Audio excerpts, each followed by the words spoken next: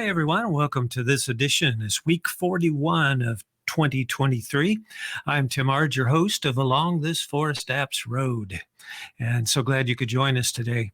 I had a great week last week. We're kind of in the process of moving. We're because of my recent changes in my health conditions and things. We were able to quickly sell our property here in Rome, and we found another small house that's being refurbished. We're going to move into, and so we've started the cleanup and the moving process, which has been, we have accumulated so much stuff. But over the past few weeks, I've put up some videos that we did on Instagram and on YouTube that was talking about control of the tree and the safety of getting back into a retreat zone or escape route when felling the tree. There's a lot of injuries that take place by struck-bys. That's about the number one thing when it comes to tree care as well as logging. And one of the reasons is, and so many times you see this on different videos, and people working in production situations in the woods, is that they stay with the stump trying to steer the tree. And when you do that, that puts you in an area of possible struck by situations from limbs or tops or other dead wood falling. And so we discuss that a lot of times with our training programs, whether it be with city, county, state, or whatever. But where I really got started with my instruction, and I'm not a production faller. I really have never been a production faller, but I've had a lot of experience working with training. My teacher was Soren Eriksson. Soren was a Swedish logging professional and a productive faller. He got started in the 60s and ended up forming a training organization called Nordfor. He came to the States in the late 70s or early 70s, started to come here, and then in the late 70s kind of moved to the United States and started a relationship with steel and did a lot of shows and things. And that's where I got introduced to him. Then we went on later to work with Husqvarna's sponsorship as he moved over to that. And we've done a lot over the years working with very high productive logging situations in the South and also in the West.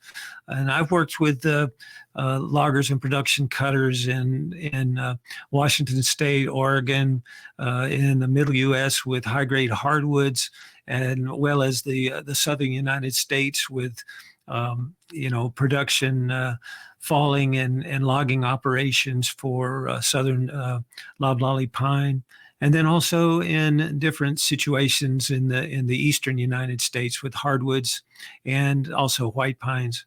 And I've done quite a lot, I guess, in the middle 90s up till today. I've more or less concentrated on city, county, and state. There's a lot of chainsaw usage there. It's mainly for operations of storm cleanup that takes place, but it's something that there's a lot of chainsaw use. So I've really concentrated on that. There's still game of logging instructors that carry on the logging side, and arbor master training that carries on the tree care side that I've been involved with, and worked with a lot of power companies and things like that as well. So that's a little bit of my background, but I want to go back to some basics here on this particular podcast. I've got some video clips here that I want to play and kind of discuss some of the issues that have come about, and I think it's so important that we take and look at those things, because I see a lot of professionals out there that have never had the opportunity to attend a training workshop where you have, someone that can give you some background and some training that maybe you haven't experienced on your own. And I think that's important. That Soren used to say that the best training you can get is experience. And I do agree with that. Experience is an important part. But he always used to finish up with stating that that you got to remember there's two different kinds. There's good experiences and bad experiences. And in the logging and tree care, it seems like a lot of the statistics that I hear over the years is a lot of the injuries, whether it be serious or simple, take place in the first 6 weeks to 6 months on the job. And a lot of that because of the training we try to get by the seat of our pants, and we don't have a good planning process to work with there. And I think that's really the key. And so as we look at some of this, I'm going to kind of walk through some of it, because I've had the opportunity to work with many excellent, experienced, productive fallers and storm crews and in western, central, and southern, eastern United States, and I just think it's important that everybody is exposed to some of this, because it's very important to build a good solid base to work on as you go from tree to tree, because every tree is different. There's not two of them that are exactly the same. So it's important to have a plan and to have a simple process that you can apply that plan quickly, so that you can maintain your production as well as maintain the safety. And so a few weeks ago, I published a video. It was on a tree that I cut in South Carolina, and I want to show you a little bit of that. And I had over 1.1 million views on the short. And I think a lot of people look at the shorts on YouTube or on Instagram, and they watch the first couple of minutes. Oh, that's crazy. He's never cut commercially. He doesn't have a background, and people don't know me, and I don't know them. But I will say this: in 1 minute video, you're not going to find out much about either one of us. But the basics that are in that video are true, and it's something that we have to understand. Is a lot of people out there, whether professional or part-time backwood firewood cutters, run into the same kind of incidents. And understanding how a hinge and a notch can control that. You don't have to necessarily stay right there with the tree to be able to get control and proper placement, very accurate placement. But you do have to understand the variables. And that goes to the planning process first, of looking for hazards in the work area, looking for hangers and vines and dead tops and limbs and things like that in the tree that you're about to cut. And that's not only standing, but also on the ground. And then you have to look for the leans, because a lean is where that tree wants to go. But you can't always put it there. You've got to think about being able to place that tree where it has to go because of an opening. So I'm looking for a spot that's long enough and wide enough to place the tree without any hazards or obstacles to speak of. And so you have a side lean and a forward to back lean. And you try to go with the forward leans, and sometimes you have a lot of side lean to overcome, but you try to go as straight against side lean as possible. But it's not always capable of doing that. There are some limitations. I mean, an 8 to 10 foot side lean is probably not going to hold on the fall. It's according to the fiber. Is it dried? Is it green? Is it pliable? What species? To some extent, although I always say that's not as much species as it is that specific tree. But it is something that affects the ability of the hinge to hold. But I can tell you, if you're staying there beside the tree and trying to get it to hold, it's not necessarily going to hold either. So it's better to think about, I want to be away from those stump areas to where those struck bys come back to, if at all possible. So that's kind of what people came back with. And like I say, a lot of people looked at it, and they had their own opinions, and their opinions are quite good. But it's something to where maybe they haven't been experienced in the same aspects as many other professional loggers around the country have. And so I'm going to pass this along again and kind of take a look at it. But here's a little bit of a video that I had put together. And I'm not running the sound, but you can see the directional felling can be done by taking that information and putting it into the face notch and then a controllable hinge. But you've got to look at the leans. You've got to look at the other hazards and the possibility. You have to have an opening wide enough and long enough to be able to place the tree. But a face notch, many people say, oh, that's not deep enough. It's not deep enough. Well, if you don't have a lot of side lean, the side lean or the length of the hinge works with controlling the side weight. You could actually, if you had 2 foot of side lean, you can aim 2 foot to the opposite side. If that hinge holds, you can actually move that direction of the tree into away from the lean. And this particular tree here is fairly straight. I had a spot out I was trying to hit, and it went right on target. And that's what we expect to do with it. I want to play through this. Chainsaw operators over the years in logwoods that lost their life because they didn't understand a notch and a hinge. They were given the task of putting a tree on the ground. Like one guy told me, or several, is I don't get paid to maybe go this way or that way. I just get paid to put them on the ground, you know. And so they rush through and drop them. But a lot of times the boss is right on their tail saying, you know, you can't leave that wood on there because it's going to pull fiber on my tree. And it drops my value. And so if I'm going to pay you, you can't do that. So what do? They stay there with the tree while it's moving. If you watch a lot of times on YouTube, the guys are stating, oh, I'm gonna take a little bit more off over here. I want that tree to jack over this way. I want to do this, that, and other. Look at where the tree goes. It goes back to the face notch.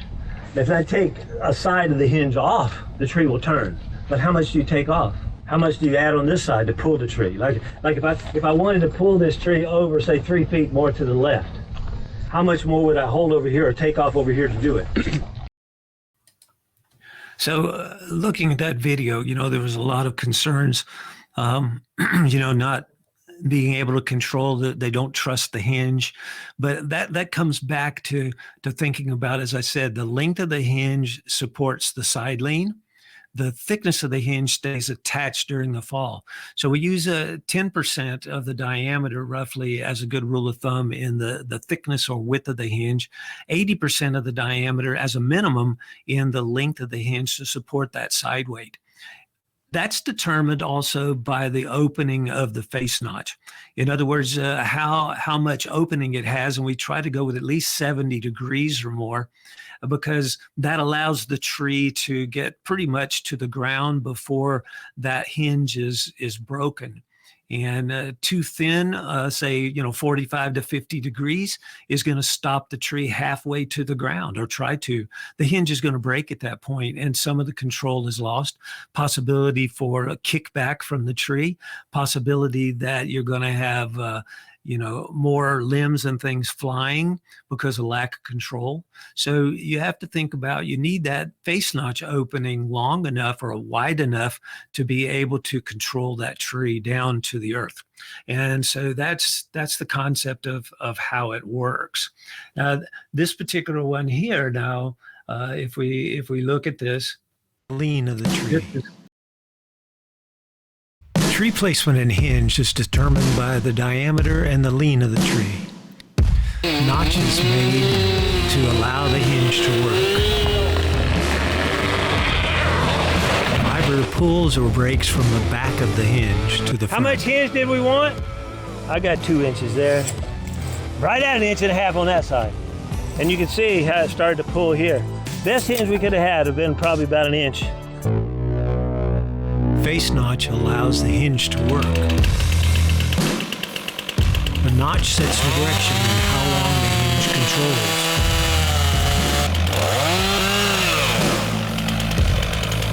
The degree of opening should be 70 degrees or more.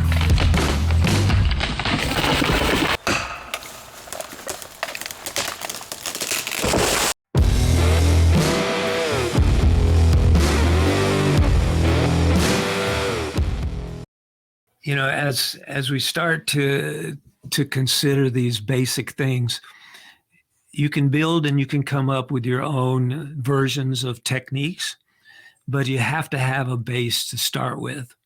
And your plan should be that you can control the tree as best as you possibly can for that particular tree situation.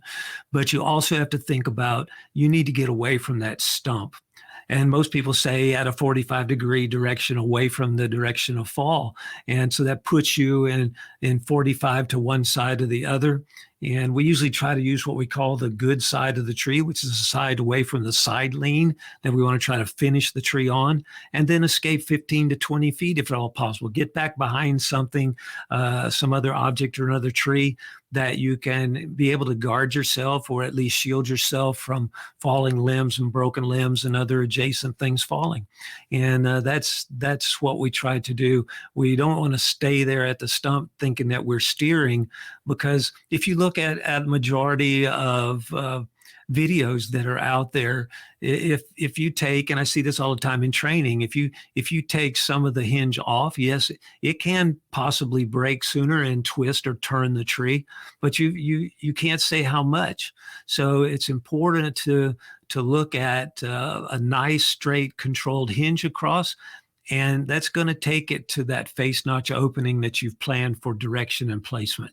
And if you look at most people who are trying to steer the tree by removing hinge during the fall, it generally goes back to the face notch location. Look at that, the direction that face notch is going. Now, if you set it up to spin or twist a tree, which is not very liked by OSHA and ANSI and professional operations in the United States, because they know that staying there with a tree, trying to twist and turn it, holding fiber on one side or the other, puts you in a struck by situation heavier. So you don't want to stay there. But if you do, you really don't know exactly if that tree hits anything. It's not going to butt rebound. It's not going to twist towards you. It's not going to throw debris back for struck by situations. So your technique should be such as you need to be able to get to your escape route and still maintain control of the tree. And that's where a proper face notch hinge and plan comes into place. So this is Tim Ard. And I want to say thank you for dropping by today. I hope you've got something there to think about. And we hope to see you along the ForestApps Road in the future.